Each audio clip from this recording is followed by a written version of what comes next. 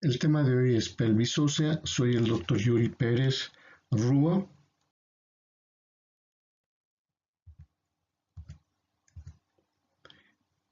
En el proceso fisiológico del parto intervienen tres elementos primordiales. El útero, que es el elemento que va a contener al móvil fetal y que es el primer elemento, como lo vamos a ver acá. El segundo elemento es el canal del parto y el tercer elemento es el móvil fetal. A su vez, el conducto del parto está formado por dos tipos de estructura. El canal blando, que es la parte musculopneurótica del perine, como ustedes pueden ver, y el conducto cérvico-vaginal, como pueden poder apreciar, que es la parte blanda del conducto del parto. Y la parte ósea, que está constituido por el cinturón pélvico, que son los huesos, es la parte dura del canal o el conducto del parto que van a intervenir en nuestro estudio.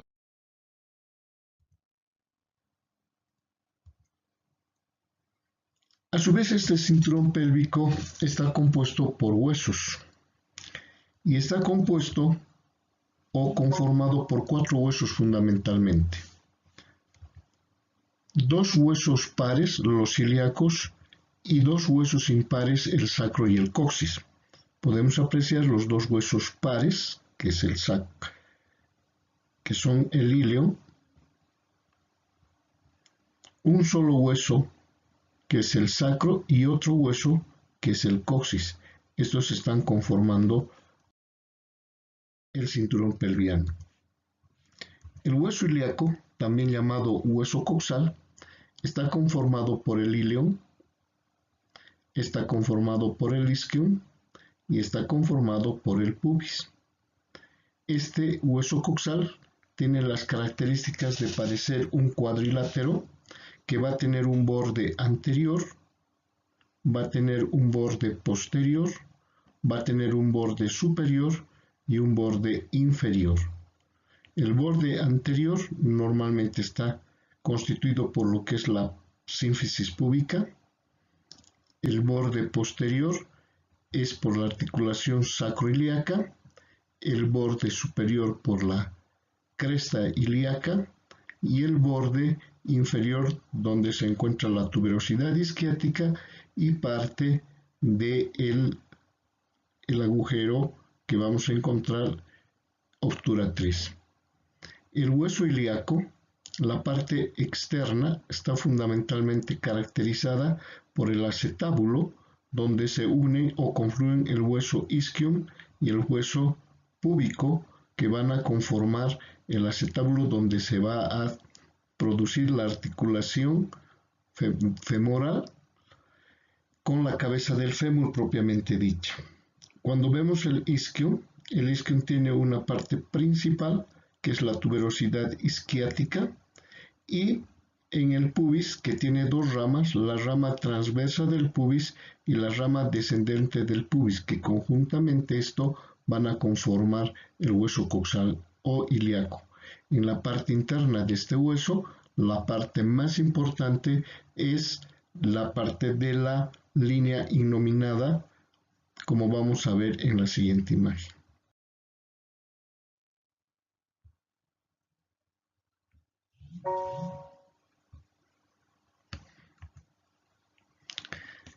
El sacro, que está compuesto por 5 vértebras fusionadas que van a conformar en su cara anterior una concavidad. Esta concavidad permite en su parte más inferior hacer la rotación de la cabeza fetal. El sacro es fundamentalmente determinar la característica a los lados que están conformadas por los alerones sacros. Los alerones sacros, que es importante, que van a unirse a los huesos ilíacos a través de su articulación. En la parte superior de este hueso, que tiene una forma piramidal de base invertida, con un vértice truncado, se va a unir a la quinta vértebra lumbar de la columna y por debajo se va a unir al coxis. Podemos apreciar los agujeros de conjunción por los cuales van a pasar los nervios sacros, que son importantes en el momento de hacer el examen de este hueso. La parte posterior del sacro está constituida por las vértebras que van a tener las apófisis espinosas y las apófisis transversas características del sacro. El coxis, un pequeño hueso que está fundamentalmente conformado por 3 a 4 vértebras también unidas, que tiene una forma casi también piramidal pequeña, que se va a unir en su parte de la base al vértice del sacro. Este hueso tiene la capacidad de hacer retropulsión o irse para atrás, que es una de las características que va a conformar en la formación de las. Dentro de las articulaciones que podemos tener en el cinturón pelviano, podemos ver acá la articulación sacroiliaca, podemos ver la articulación de la sínfisis púbica, podemos ver la articulación que une a la lumbar 5 y también la articulación sacrocoxígea. Estas articulaciones conforman el cinturón pélvico y que gracias a la relaxina, una hormona, llegan a tener una gran flexibilización, por lo cual estas articulaciones pueden tener ciertos movimientos. El sacro dice que tiene un movimiento de nutación y contranutación. Es el desplazamiento de este sacro en su parte del promontorio hacia adelante, que se llama en este caso nutación, y cuando el promontorio va hacia atrás, contranutación. En cambio, el coxis tiene un movimiento de retropulsión hacia atrás y este movimiento es el que va a originar la ampliación de los diámetros del estrecho inferior. ¿Cuáles son las características de la pelvis?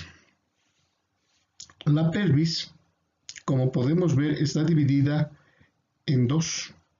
La denominada pelvis mayor o falsa, que está por encima del estrecho superior. Este es el estrecho superior, y todo lo que está por debajo del estrecho superior se denomina pelvis verdadera o pelvis menor. La pelvis mayor o pelvis falsa se denomina así porque en la parte anatómica que le corresponde, donde generalmente está gran parte del útero, donde se encuentran el intestino en su porción del colon sigmoide, además de ver los uréteres o el apéndice, que en algún momento también se encuentra, no participan en el trabajo del parto. Por lo tanto, no tiene mayor trascendencia el estudio de la pelvis mayor. En cambio, el estudio de la pelvis menor, como ustedes pueden ver, es una pelvis también llamada verdadera, porque este es el verdadero desfiladero del conducto del parto. Es por acá donde va a atravesar el producto o el bebé en el momento del nacimiento, y esta estructura ósea nos permite determinarla como pelvis verdadera. Los estrechos de la pelvis están conformados por dos estrechos, el estrecho superior y el estrecho inferior. Como podemos ver, el estrecho superior, aquel que divide la pelvis mayor de la pelvis menor, está conformado por el promontorio, por la articulación sacroiliaca, por los alerones sacros, por la línea innominada, por la eminencia iliopectínea, por la cresta pectínea, por la rama transversa del pubis y por el pubis. Es importante tener el conocimiento de este estrecho superior que nos permite identificar muchas estructuras en el momento del parto. En cambio, podemos ver el estrecho inferior, que si la vemos por debajo tiene una forma romboidal.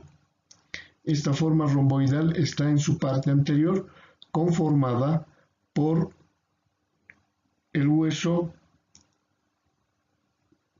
como ustedes pueden ver acá, que conforma la parte descendente del pubis y la parte ascendente del isquio, o sea, es la rama isquiopubiana. Acá la rama isquiopubiana forma un ángulo donde está el ligamento arcuatum y este ángulo aproximadamente es de 90 grados. Esta parte anterior del rombo del estrecho inferior está complementada por la otra parte, el triángulo posterior, que generalmente está formado por una parte ligamentosa, por el ligamento ciático mayor. Este ligamento ciático mayor va a partir de lo que llamamos la tuberosidad isquiática, como ustedes pueden ver, y se va a desplazar hacia el sacro, formando el ligamento sacro-ciático mayor. El estrecho superior tiene diámetros. Como ustedes pueden ver acá, el estrecho superior va a tener tres tipos de diámetros. El primer diámetro son los diámetros anteroposteriores, que van desde la sínfisis del pubis al promontorio. Los diámetros transversales y los diámetros oblicuos.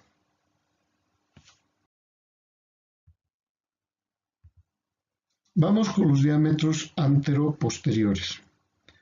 En los diámetros anteroposteriores vemos que todos se originan en el promontorio y que los tres van a ir a la sínfisis del pubis o al hueso púbico. El primero se llama conjugado anatómico, es el conjugado anatómico, también diámetro promonto suprapúbico y tiene la medida de 11 centímetros.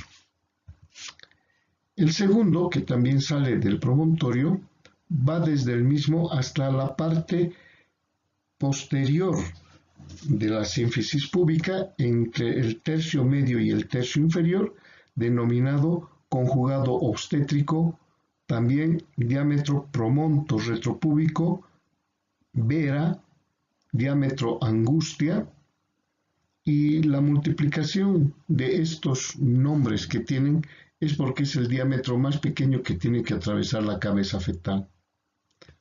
Luego tenemos el conjugado diagonal, que también va desde el promontorio hasta la parte inferior del pubis, también llamado diámetro promonto subpúbico y tiene un diámetro de 12 centímetros. También tenemos en el estrecho superior diámetros que son transversales y podemos identificar aquí tres diámetros transversales. El primer diámetro, también llamado transverso útil, se desplaza en un punto equidistante entre el promontorio y entre el pubis en la línea innominada que tiene una medida de 13 centímetros. Tenemos el diámetro transverso posterior que generalmente está en la parte más profunda de la línea innominada y que tiene un diámetro de 13.5, pero no es importante este diámetro porque se encuentra muy pegado hacia el promontorio. También tenemos el diámetro anterior que se va a desplazar entre las dos eminencias iliopectíneas, que tiene aproximadamente un diámetro de 11.5 y que tampoco no es importante porque está muy pegado hacia el pubis. Es por eso que este transverso medio también es llamado transverso útil. Los oblicuos o los transversos oblicuos tenemos dos. Tenemos el oblicuo derecho y el oblicuo izquierdo. El oblicuo derecho mide 12 centímetros, y el oblicuo izquierdo mide 12.5 centímetros. El oblicuo derecho, para determinar cuál es se tiene que empezar por la denominación de la eminencia iliopectínea derecha, que se desplaza hasta la articulación sacroiliaca izquierda. El oblicuo izquierdo se desplazará desde la eminencia iliopectínea izquierda hasta la articulación sacroiliaca derecha, y de esta manera podemos diferenciar al izquierdo También en el estrecho inferior tenemos transversos, como también tenemos diámetros antero-posteriores. Se dice que también hay diámetros oblicuos, pero que no tienen importancia ya que una de las partes es ósea y la otra parte es ligamentosa. Y como la parte ligamentosa tiene una flexibilidad, no podemos tener una rigidez en la medida de estos diámetros. Entre los diámetros más importantes anteroposteriores tenemos el subsacro subpubiano, que va desde la aproximadamente cuarta a quinta vértebra sacra hasta el borde inferior del pubis, por lo se llama subsacro subpubiano. En cambio, el diámetro subcoxigio subpubiano va desde el borde inferior del coxis hasta el borde inferior del pubis, teniendo un diámetro aproximadamente de 9 centímetros que se puede retropulsar hasta llegar a un diámetro de 12 centímetros. Dentro de los transversos tenemos el transverso que va de una tuberosidad isquiática a otra tuberosidad isquiática y se denomina el diámetro biisquiático, que tiene aproximadamente un diámetro de 10.5 centímetros. En cambio, el diámetro biciático, que va entre las dos espinas ciáticas, tiene un diámetro aproximadamente de 11 centímetros.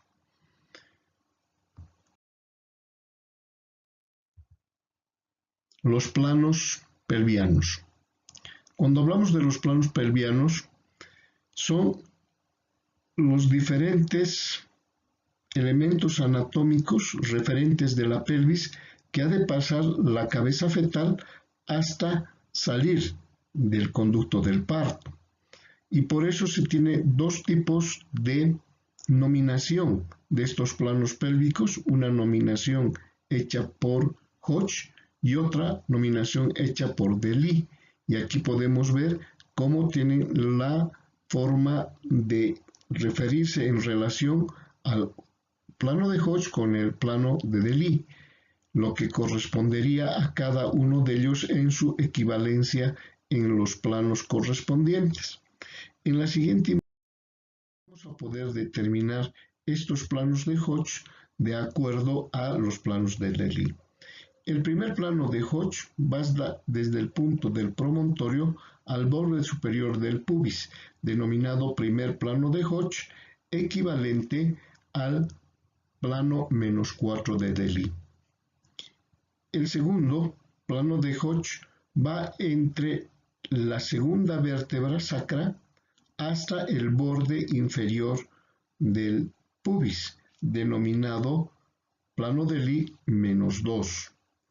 El tercer plano de Hodge va entre la tercera y cuarta vértebra sacra a una línea de intersección en las espinas ciáticas. Este es denominado tercer plano de Hodge, que corresponde al plano 0 de Delis. Y por último tenemos el cuarto plano de Hodge, que va desde el borde inferior del coxis hacia el infinito, que correspondería al plano +4 de Hodge. El eje pélvico. El eje pélvico es aquel eje que ha de seguir la cabeza fetal con todo el cuerpo del feto para salir del canal del parto. En esto nos muestra en esta figura que el ingreso al eje pelviano coincide con una línea perpendicular al estrecho superior, por lo que se va a denominar eje de entrada. El eje de salida corresponde a una línea perpendicular del diámetro subcoxigio subpubiano, y esta línea perpendicular va a ser denominada eje de salida. Si unimos la línea de entrada y la línea de salida, vamos a tener una forma cóncava, que es justamente el denominado eje pélvico. Si vemos en esta figura, se ingresa la cabeza fetal por el eje de entrada, entonces va a tener una salida hacia arriba, en este caso porque la mujer está echada. Si la mujer estuviera parada, entraría en forma vertical y luego saldría hacia adelante. Debemos tomar en cuenta entonces que este eje pélvico tiene una forma de concavidad anterior que nos permite ver o guiar cómo el móvil fetal va a desplazarse en el camino. Podemos ver en esta figura, muy interesante, cómo aquí el feto se acomoda a la derecha, el dorso, y el ingreso al eje pelviano para el ingreso a la salida en forma vertical es por el dorso derecho. Si nos fijamos en esta otra figura,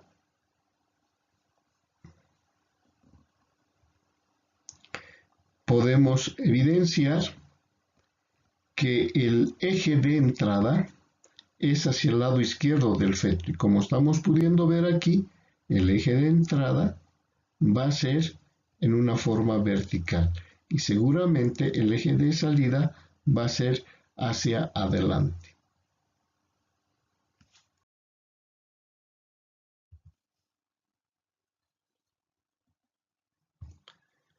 La pelvimetría. La pelvimetría es un medio que nos permite tener una idea de cuánto va a tener la forma y las dimensiones de la pelvis. Esta pelvimetría se realiza con la medición del pelvímetro de Baudeloc. Este es el pelvímetro de Baudeloc. Como ustedes pueden ver, es un compás que tiene una regla y que nos permite hacer la medida externamente de la pelvis materna. Por eso es que se ha denominado a esta formación pelvimetría externa. Esa pelvimetría externa nos permite tener 4 medidas. La primera medida es el diámetro biespinoso que va entre las espinas anterosuperiores y que tiene una dimensión de 24 centímetros y es llamado diámetro biespinoso. Luego tenemos la bicrestal que va desde una cresta ilíaca a la otra cresta ilíaca y tiene un diámetro de 28 centímetros. Tenemos el diámetro bitrocantero que va desde un trocánter mayor hasta otro trocánter mayor, por lo que se denomina bitrocantero y tiene 32 centímetros. Y la cuarta se llama diámetro de Baudeloc, que mide 20 centímetros y que va desde la parte anterior del pubis hasta la parte posterior de la apófisis espinosa de la quinta lumbar. En estas diapositivas vamos a poder ver cómo se hace la medida con el pelvímetro de Baudeloc. Acá podemos evidenciar, por ejemplo, que se está haciendo la medida del diámetro bitrocantero, donde el pelvímetro de Baudeloc se pone a la altura de los trocánteres mayores. Aquí nos está mostrando una cinta métrica y aquí nos está mostrando el pelvímetro de Baudeloc que está haciendo la medición correspondiente. En cambio, acá hacemos la medida de 20 centímetros que es la de Baudeloc. Por lo tanto, colocamos el pelvímetro en la quinta lumbar y desplazamos hasta la parte anterior del pubis. Este tiene un diámetro de 20 centímetros. Pero se dice que este diámetro es uno de los más importantes porque se le resta una constante de 9.5. Al restarle a 20, 9.5 nos va a dar el diámetro promonto retropúbico o conjugado obstétrico de 10.5 centímetros. Porque a esto se le está reduciendo este 9.5 la constante de lo que corresponderían a los huesos y las partes blandas, lo cual nos daría una referencia para el conjugado obstétrico. La pelvimetría interna, en cambio, se realiza para ver las características de la pelvis por medio del tacto. Para esto, nosotros tenemos que realizar el tacto en un momento en que la madre está llegando casi al término del embarazo o en el momento del parto, que nos permite evaluar la pelvis por maniobras de tacto que nos van a dar ciertas características. Para el tacto vaginal se introducen los dos dedos tratando de tocar el promontorio. Normalmente el promontorio no debería tocarse, pero si logramos tocar, nosotros con el dedo índice marcamos el lugar y una vez que retiramos la mano, esta parte medimos con una regla, lo cual nos daría un diámetro que aproximadamente va a ser el referente de 12. A este diámetro de 12 centímetros aproximadamente que marca el diagonal, se le restaría una constante de 1.5 que equivaldría a este grosor del pubis, que nos va a dar una idea aproximada del diámetro igual promonto retropúbico o conjugado diagonal de 10.5 que nos permite medir posteriormente el diámetro menor para ver si hay una asimetría en relación al tamaño de la cabeza. Es decir, nos va a permitir determinar si hay o no hay una desproporción cefalopélvica. En esta misma pelvimetría interna, con el tacto, podemos ir, como ustedes pueden ver acá, a ver la curvatura del sacro para determinar por movimientos que se hacen de los dedos, a determinar las paredes laterales de la pelvis buscando las espinas ciáticas, si serían o no serían muy prominentes como ven que se realiza acá, y también podríamos identificar el grosor del pubis para ver la altura y el grosor del mismo haciendo la pelvimetría interna. También nos permite ver el ángulo subpubiano. El ángulo subpubiano, como ustedes pueden ver, es entre 90 y 80 centímetros y se puede hacer la medición en esta forma con los dedos o con los pulgares para determinar el grado del ángulo subpubiano. Los ángulos pueden ser muy agudos o los ángulos normalmente normales que tienen de 90 grados en la pelvimetría interna que se realiza.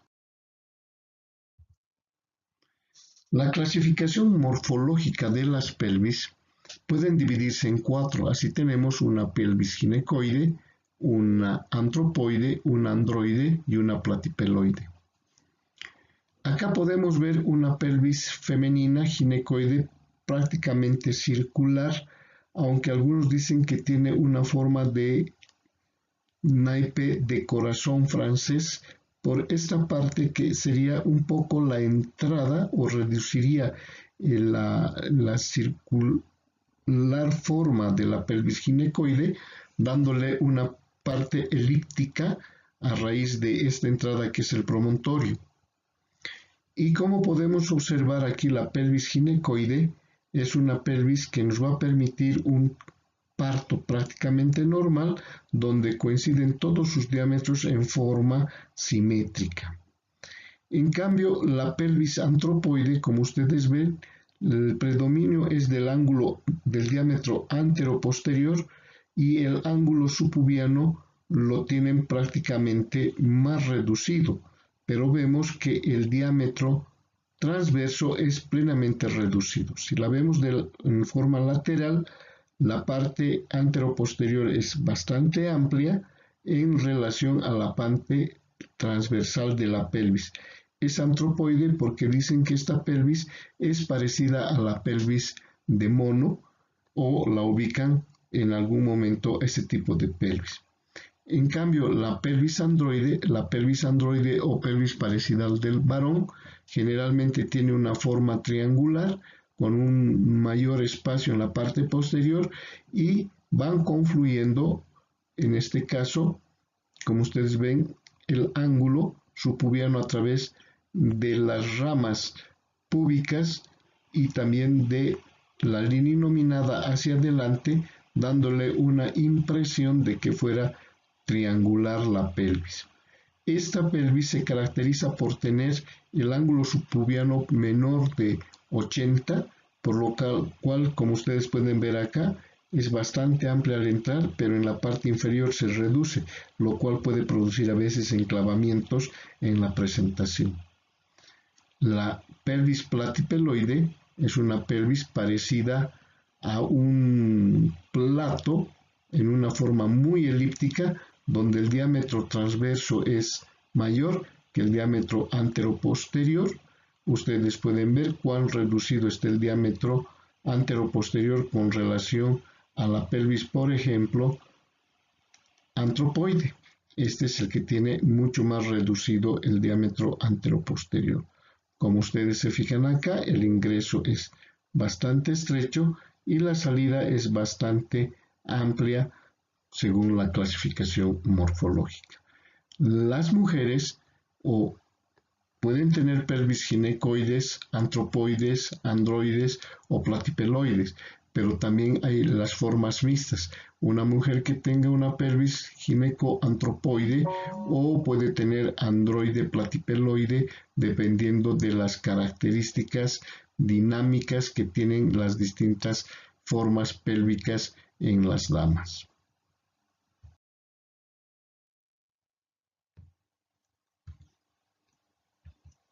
Gracias por su atención.